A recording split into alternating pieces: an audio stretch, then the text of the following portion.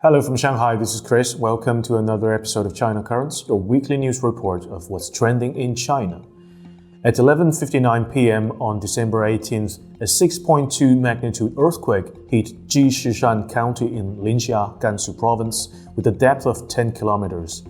The quake was distinctly felt in several parts of the northwestern China, including Lanzhou in Gansu Province, Xi'an in Shanxi Province, Wuzhong in Ningxia Hui Autonomous Region, and Xining in Qinghai Province. The affected area is known for its high altitude, and the recent cold waves sweeping across northern China has led to nighttime temperatures plummeting to -14 degrees Celsius. Emergency response teams have been dispatched promptly. Minister of Emergency Management Wang Xiangxi, Director of China Earthquake Administration Ming Yiren, and Director of National Fire and Rescue Bureau Chong Se rushed to the quake-hit area in the early hours to oversee and support the earthquake relief effort in Gansu. As of December 20th, the earthquake has resulted in 22 deaths and 198 injuries in Qinghai's Haidong city, with 12 missing. In Gansu, 113 deaths and 782 injuries have been reported. A 4.1 magnitude aftershock occurred on December 21st in Gansu County. As of 9 a.m. on December 20th, the earthquake has caused the collapse of 14,939 houses and damage to 207,204 houses in Gansu, affecting 37,160 households and 145,736 individuals. As of 19th, power supply has been restored across the earthquake-affected areas, and all major highways, including expressways and national and provincial trunk roads, are fully accessible. The Gansu Provincial Seismic and Disaster Relief Headquarters announced on the 20th that the rescue operations in Gansu have mostly concluded. The focus will now shift towards providing medical treatment to the injured and ensure displaced residents are adequately accommodated. Currently, a total of 87,076 individuals have been temporarily relocated to safe areas in Gansu.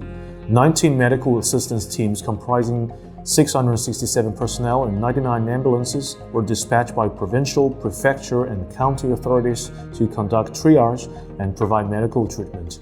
Furthermore, efforts have been made to swiftly relocate and provide temporary shelter to the affected population. To date, a total of 20,457 households comprising 87,076 individuals have been successfully relocated. Emergency relief supplies, including tents, blankets, tent lights, folding beds, and moisture-proof mats, amounted to 128,830 items have been deployed. Authorities continue to monitor the situation closely and provide necessary support to the affected population. The earthquake has brought immense hardship to the people of Gansu and Qinghai provinces, but the collective resilience and determined efforts of the rescue teams and support organizations offer a glimmer of hope in the face of adversity. China urgently deployed various high-tech systems to bolster emergency response operations. State-of-the-art equipment like domestically built Y-20 strategic airlifter, satellite imagery, and specialized drones rushed to the disaster zone, showcasing nationwide coordination. Within hours after tremors severed infrastructure links, the hulking Y-20 took flight from an airbase holding the Western Theater Command's frontline coordinators along with 14 tons of vehicles and supplies. Its spacious hold and hefty capacity are well suited for ferrying bulky relief goods here. But hardware alone cannot survey the damage. Timely eyes in the sky proved equally vital. Once the shaking subsided, Beijing marshaled an ensemble of civil observation satellites to snapshot post-quake conditions, prioritizing target areas. The automated systems flagged for their detailed potential. Stitching visual data from various commercial, military, and dual-use platforms enabled quicker routing of response units through treacherous terrain. Officials credited space assets for highlighting impassable roads plus displaced residents. Specialized drones then filled blind spots across the mountains. An emergency variant of the medium-altitude long-endurance wing-loom prototype directly flew from Sichuan to scout the epicenter. Its versatility in bridging communication could mean isolated villages' communication is available first via the robot. They were not just for scouting, but also served as aerial platforms, relaying high-definition videos of the affected areas to the command center in real time. This function was crucial for extending the reach of the rescue efforts, providing commanders with up-to-date visual information from regions that the ground teams couldn't immediately access. Remarkably, vital infrastructure repairs were completed rapidly, even as technology aids continued flooding in. Just a day after landslides obstructed roads and power lines, state-run utilities announced traffic restoration and electricity revival for worst-hit counties. The initial progress enabled more conventional assistance to press deeper towards settlements cut off by debris.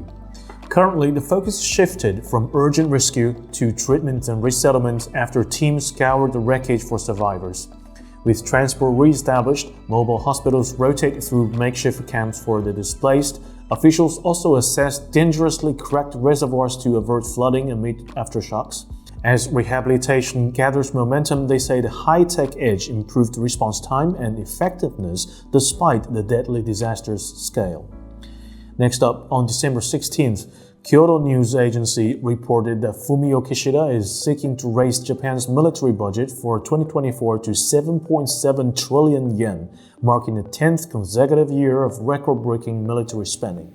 The allocated funds will primarily be utilized for procuring long-range missiles capable of targeting military installations in foreign territories. Additionally, Japan also intends to establish a military research institute to develop offensive weapons, including next-generation fighter jets. Martin Natalegawa, former Minister of Foreign Affairs of Indonesia, highlighted the contradiction between the Japanese government's persistent claims of avoiding military power status since its defeat in World War II and its current actions. Da Zhigang, director of Chinese Northeast Asia Studies Institute, observed that Japan's concentration on deploying military forces to its southwestern islands, particularly targeting China's Diaoyu Islands, suggests an intention to involve itself in the Taiwan question.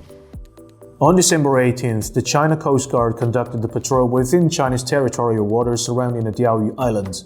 China has maintained garrison on these islands since as early as 1171, historically considering the Diaoyu Islands as its first line of defense against maritime threats. On the other hand, according to a Kyodo News poll on Sunday, the support rate for Fumio Kishida's cabinet fell to a new low of 22.3%, while that for the ruling Liberal Democratic Party slipped below 30% for the first time since its return to power more than a decade ago. Next up, on technology. In a significant recognition of China's technological advancements, the country's space station project and Harmony OS have been selected as part of the global top 10 engineering achievements for 2023. The announcement was made by the Chinese Academy of Engineering and other institutions in Beijing. These achievements highlight groundbreaking projects and technological innovations that have potential to shape various industries and benefit society as a whole.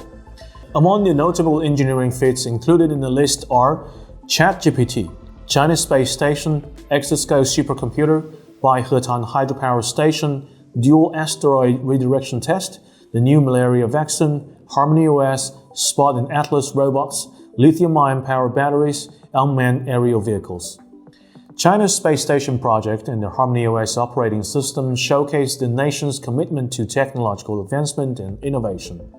These achievements further solidify China's presence in the global engineering landscape, highlighting the country's contributions to science progress and technological breakthroughs. As China continues to make strides in various fields of engineering, these accolades underscore the country's dedication to pushing boundaries and shaping the future of technology on a global scale. Next up, AI. According to official Chinese statistical data, the market size of China's large language model sector is anticipated to surge to 13.23 billion yuan by 2023, with a remarkable growth rate of 110%.